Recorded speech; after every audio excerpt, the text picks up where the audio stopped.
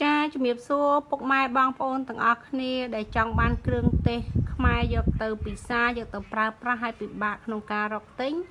អាចធ្វើការជាវពីនាងខ្ញុំបានណាហើយគឺនាងខ្ញុំរៀបចំជាឈុតបែបនេះមានស្ករស1គីឡូប្រេងកតុសុខៈ1ដបទឹកត្រី1ដបទឹកប៉េងប៉ោះលាងលេង1ដបប្រេងខ្យងលាងលេងទឹកស៊ីអ៊ីវលាងលេងទឹកម្ទេសលាងលេងម្សៅបំពងស្រួយម្សៅស៊ុបវ៉ាទីអំបិលអ៊ីយ៉ូតលីលីដាប៊ីចេងសញ្ញាចានត្រូវែកដែលទាំងអស់ហ្នឹងសុទ្ធសឹងតែជាផលិតផលដែលនៅក្នុងប្រទេសខ្មែរយើងផលិតផលរបស់កូនខ្មែរហើយជាផលិតផលដែលពេញនិយមលក់ដាច់ខ្លាំងក្នុងពេលបច្ចុប្បន្ននេះអញ្ចឹងបងដែលចង់បានឈុតគ្រឿងទេសអាចយកមួយឈុតនេះបានតម្លៃត្រឹមតែ 77,000 រៀលប៉ុណ្ណោះហ្វ្រីសេវាដឹកគ្រប់ខេត្តក្រុង